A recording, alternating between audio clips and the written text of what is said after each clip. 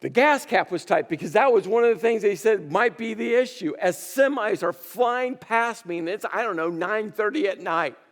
Not the smartest thing I've ever done. I realize, Chris, you probably shouldn't be standing out there trying to troubleshoot your truck at 9:30 at night. So I got back in my truck, and I was like, okay, Chris, just wait until you get home. By the time I got home, crawled into bed, it's about 10:30. Remember, I had to wake up about 5:30, and I found myself watching YouTube videos on how to possibly fix whatever was causing my check engine light. I learned about MAF sensors and O2 sensors.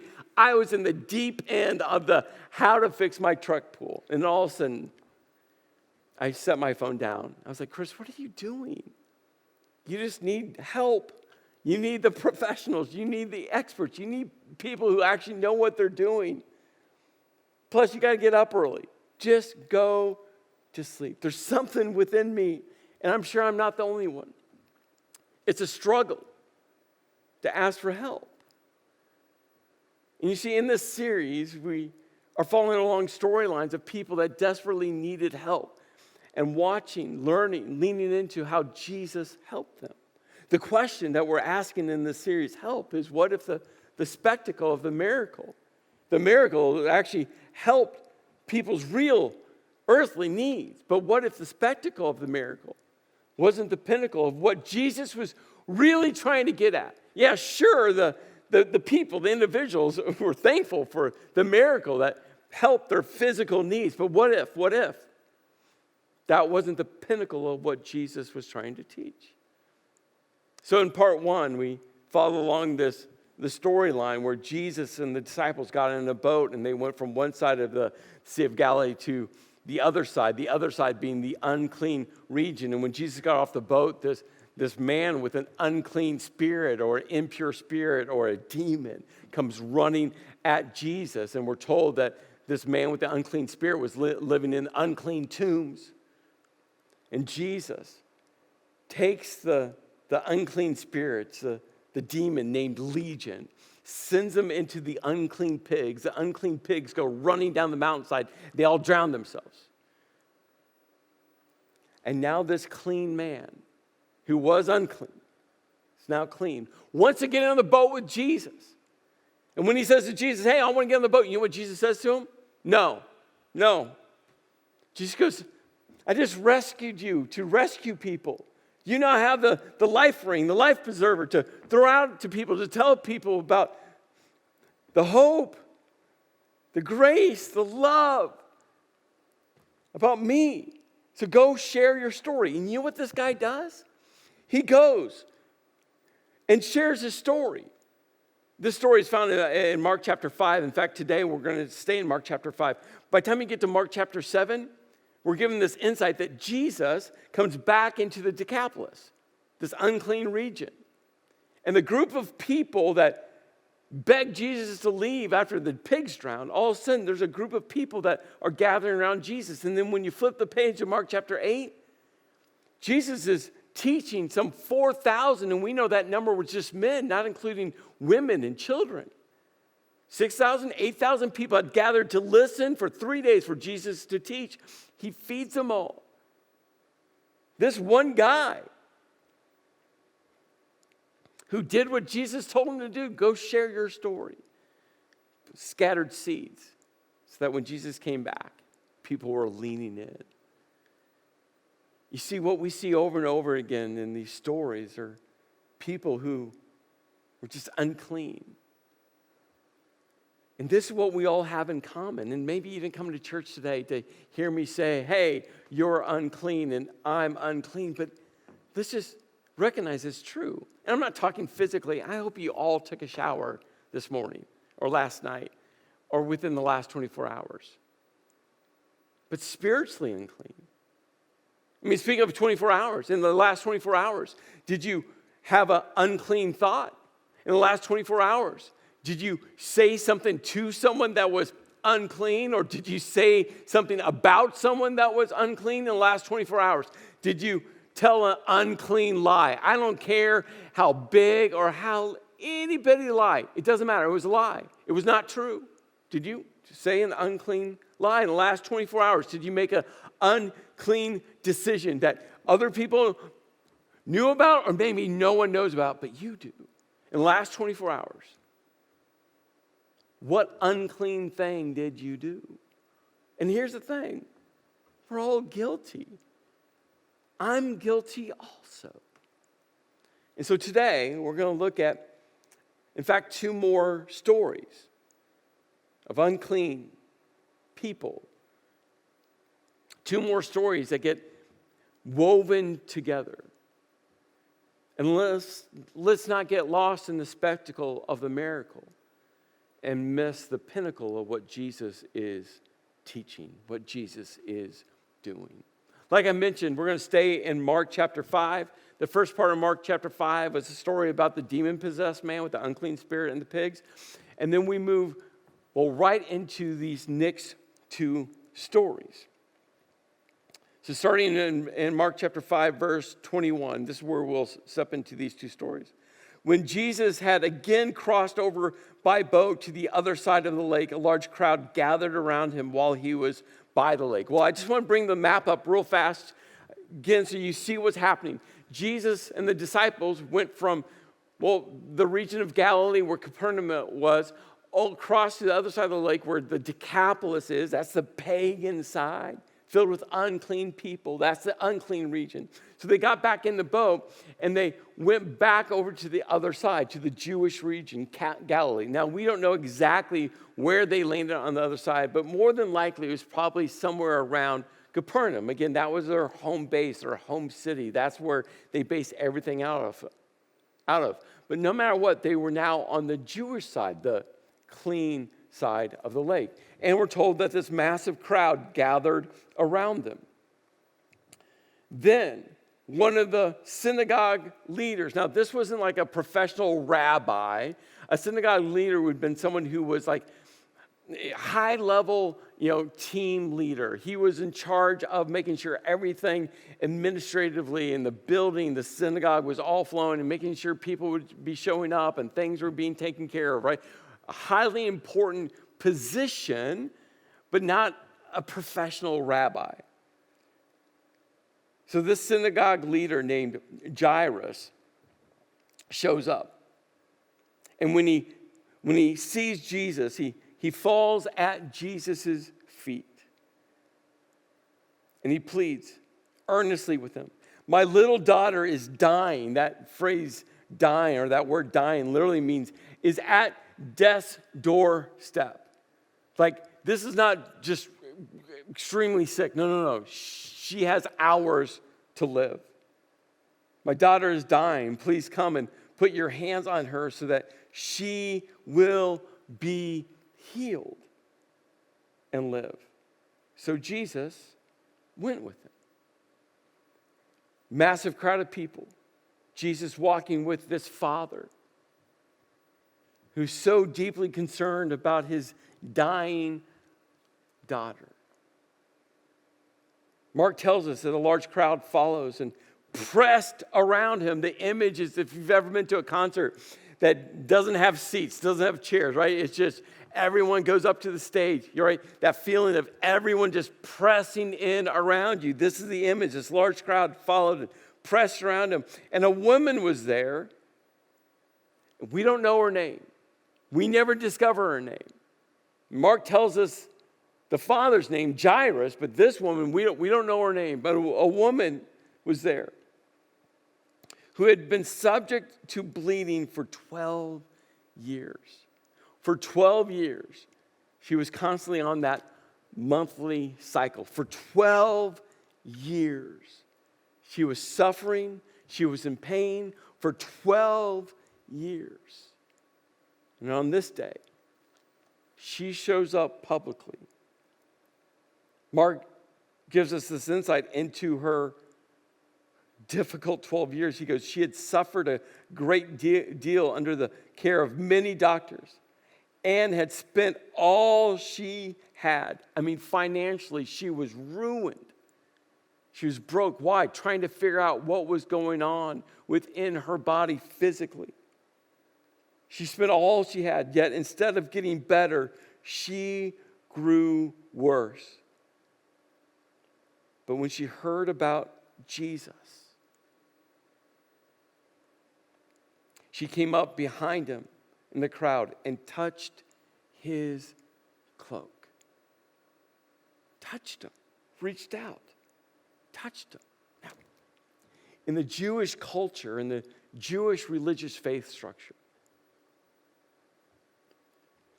when it was a woman's monthly cycle, she would become unclean until it stopped, and then for an additional 7 days. You can read all about this in the book of Leviticus. So for 12 years, not only physically did she suffer, spiritually, emotionally, she was completely abandoned and isolated in her town, in her region, by everyone. Why? Because if she came in contact with anyone, she would make them unclean. She couldn't worship. She couldn't go to the synagogue. She couldn't be around other people because no one else wanted to be unclean. But on that day, with the crowds pressing around Jesus, she had, hit her limit. She was out of options. No more money. Doctors couldn't do anything for her. 12 years of suffering. She didn't care about making other people unclean. And she makes her way. She sneaks up behind Jesus and touches his cloak, which means she makes Jesus unclean. And Mark writes, because she thought, if I touch his clothes, I will be healed. There's this interesting mix of faith that he could heal her and superstition going, well, maybe I just touch him. Maybe if I just get close to him and can reach out and touch one of his tassels on his cloak. Maybe if I just touch him. Faith and some superstition woven in together. But remember, she was out of options. And when she touched Jesus, she made Jesus spiritually, ceremonially unclean. Immediately, she's healed. Her bleeding stopped. And she felt in her body that she was freed from her suffering. Immediately, a feeling that she had not experienced in 12 years. All of a sudden, all of it's gone. The pain is gone. All of it. And at once, Jesus realized that the power had gone from him. Now, this is an interesting insight. And there's more questions attached to it than answers. It's not like her touching, like she was able to draw the power out of Jesus. It was Jesus healing her, the Son of God healing her, the power of God to heal. But Jesus knew she was behind him. Jesus knew he had healed her.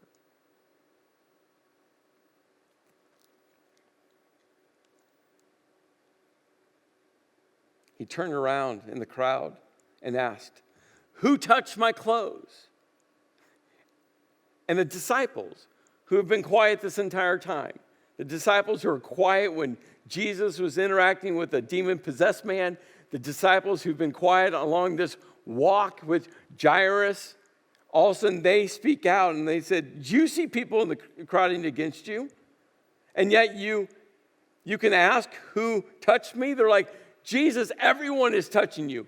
Jesus, everyone is pressing in around you. Jesus, everyone. So why are you asking this question?" And Jesus ignores them, and he keeps looking around to see who had done it. Now, we got to pause there because there's two questions I just want to shine a spotlight on. Did Jesus really not know who touched him? Jesus, the Son of the Most High God, who just healed her. He didn't have the ability to know who in the crowd touched him. He didn't have the wisdom, the insight to identify who it was. Of course he did. Of course he did. And this is why you have to get through the spectacle of the miracle to get to the pinnacle. And we'll get there in a moment. Jesus was going to teach something, not only just to her, but to everyone around, including Jairus. Which leads me to the second question. What was Jairus thinking in this moment? Jesus stops as his daughter is dying. Jesus stops to try to find some person who touched him. I mean, as a dad, I would have been, irate. As a dad in that situation with my daughter, I'd be like, come on, Jesus, we got to go. You said, you committed. We don't have time for you to figure out who bumped into you, who touched you, who grabbed onto one of your tassels. We don't have time for any of this. Come on, let's go. Could you imagine what Jairus was thinking in this moment?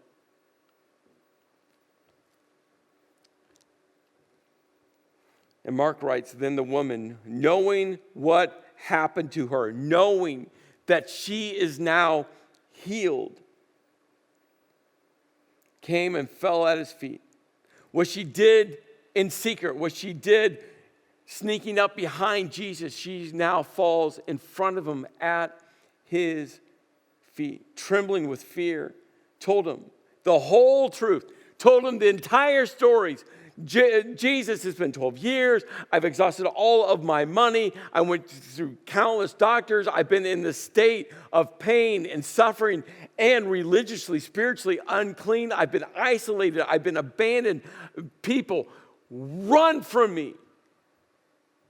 She told him the whole truth. And Jesus, looking down at her, said, daughter. This is the only time Jesus calls someone daughter in all four Gospels.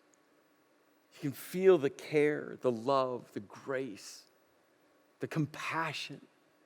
He goes, daughter, your faith has healed you.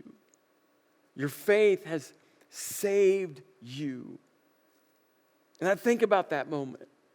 Because, there was faith for her to make her way through the crowd, to sneak up behind Jesus, because she believed Jesus could heal her. But there was also, remember, some superstition woven in there going, well, maybe if I just touch him.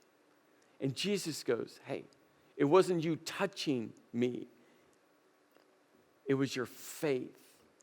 It was your belief. It was your trust in me. You are healed. You are saved. Think about this moment. Jesus takes all of her uncleanness, and he becomes unclean to make her clean. To make her clean. To make her clean. I mentioned that Tuesday night I was at a gathering at the Bryce Jordan Center. It's an event that I look forward to every year.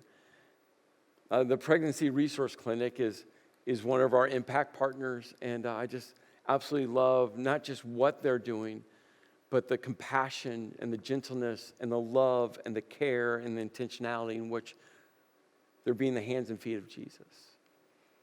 At the banquet, we're sitting there, and a lady named Allie, who's part of our North Central campus, had pre-recorded part of her story on video, and they shared this video to 960 some people. I could see Allie sitting at the table right, kind of diagonally from my table. I listened to her entire story, but I was watching her. I was overwhelmed by the courage for her to share that story with, everyone at the banquet, for her willingness to take a step and reveal a part of her that, for decades she held deep. You see, part of Allie's story was decades ago, 40 years ago, she made the decision to have an abortion. And after that decision, Satan is so great at whispering shame in all of our ears. He knows how to wrap that shame label around all of us. For 4 decades, she held it in. She kept it in. knowing that God's grace covers her, but wrestling through the label of shame that, well, the enemy likes to whisper in our ears. And as she's sharing her story, and I'm just watching her, she shares that one day she sent a text message privately to a lady named Ann. Ann's been serving, leading with PRC for over 30 years. She's been helping women with abortion recovery care, sitting with people, crying with people, trying to help them unravel that label of shame and realizing that God's grace, His love. And so Allie, in private, sent a text to Ann. And there started a journey, several years in the making, to the point where she was ready to publicly share that part of her story with everyone at the Bryce Jordan Center and, this weekend with you. And as I sat there, I was so thankful, because that's the heart of Jesus, and that's the heart of the church. Here's what I know. All of us have unclean parts of our story that we need to share with a trusted friend, with a trusted person who will walk with us. Because in the light, Jesus heals. I think that's why in that moment, this lady was healed privately, but then Jesus is like, no, let's just bring it into light, because everyone around her had their own unclean stories. This woman just couldn't hide it. And Allie's courage to share that part of her story already, just in the hours following the banquet, people are stepping up going, I need someone to walk with me. And I want to pause here, because if you know someone that has abortion as part of their story, I want you to reach out personally. This is Ann's cell number and her personal email address. And I just want you to know, she is there to walk with you. Walk with you. Because there is a path of healing. I love that Mark tells us that this woman was freed. Freed. And that's what Jesus does in all of our lives. He takes on our uncleanness and makes us clean. And there's freedom in that. There's freedom in that.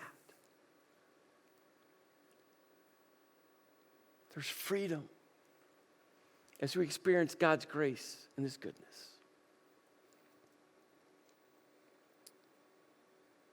I can imagine the crowds standing around Jesus and this woman. And as Jairus was still standing there, him knowing that his daughter was hours from death. And Mark writes, while Jesus was still speaking, some people came from the house of Jairus, the synagogue leader. Your daughter is dead. Why bother the teacher anymore? And overhearing what they had said, Jesus told him, hey, Jairus, don't be afraid. Just believe. Just trust. Just have faith. Hey, Jairus, just like this woman that was just healed, just like this woman who had been labeled unclean, just like this woman who had been wrapped in shame, hey, Jairus, her faith healed her. So Jairus, don't be afraid. Believe. Trust. Have faith. Jesus did not let anyone follow him except Peter, James, and John, the brother of James. When they came to the home of the synagogue leader, Jesus saw a commotion with people crying and wailing loudly. He went in and said to them, "Why all the commotion and wailing? The child is not dead, just asleep." And how did everyone in the house respond? They laughed. Wouldn't you? I think I would. After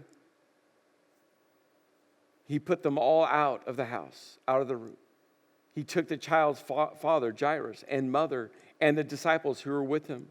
He went in where the child was. He took her by the hand. In the Jewish culture, in the Jewish religious faith structure, Jesus touching someone who was dead would make Jesus unclean. And Jesus chooses to touch her dead hand, knowing that religiously he would become unclean himself. And he said to her, and Mark records this in Aramaic, Talitha koum, which means little girl, I say to you, get up. And immediately the girl stood up and began to walk around. And then Mark puts in parentheses, oh, by the way, she's 12 years old. And at this, they were completely astonished. He gave strict orders not to let anyone know about this and told them to give her something to eat. You see, I think about these two stories, Jairus and the lady. I mean, Jairus was named, the lady was unnamed. Jairus was a man, and well, the lady was a woman. And in that culture, the women standing were way, way, way down the importance ladder. Jairus was a religious leader, and the lady was religiously unclean. Jairus was elevated in status, and well, this lady had no status. Jairus was elevated in privilege, and this lady had no privilege. This Jairus went face to face with Jesus, pushing through the crowd, fell at his feet. The lady sneaks up behind Jesus. And Jairus, his daughter was 12 years old. And this lady had been suffering for 12 years. 12 years. These two stories were completely separate on a collision course to one day.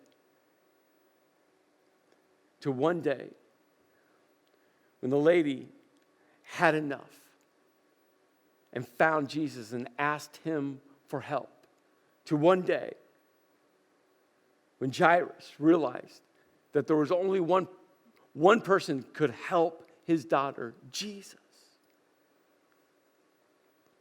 And Jesus, standing looking at the lady who had no position, no status, no privilege, had been wrapped in shame, had been called unclean for 12 years.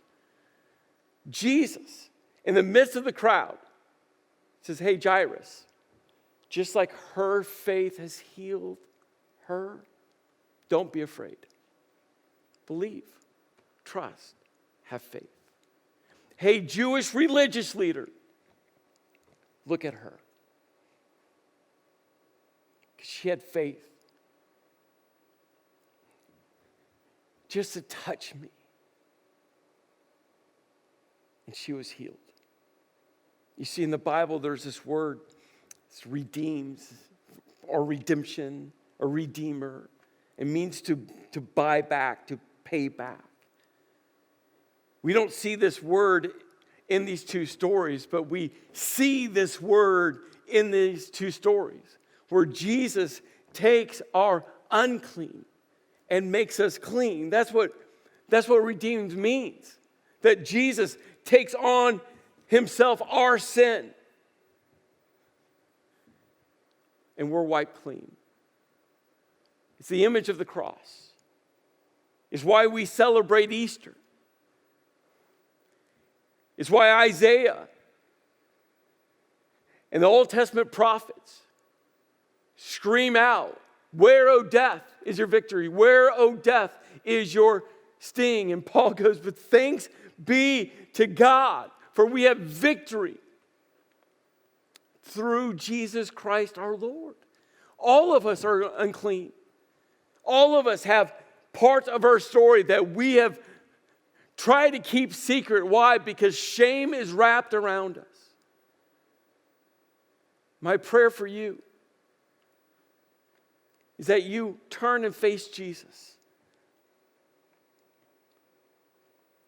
and have faith, trust that he takes on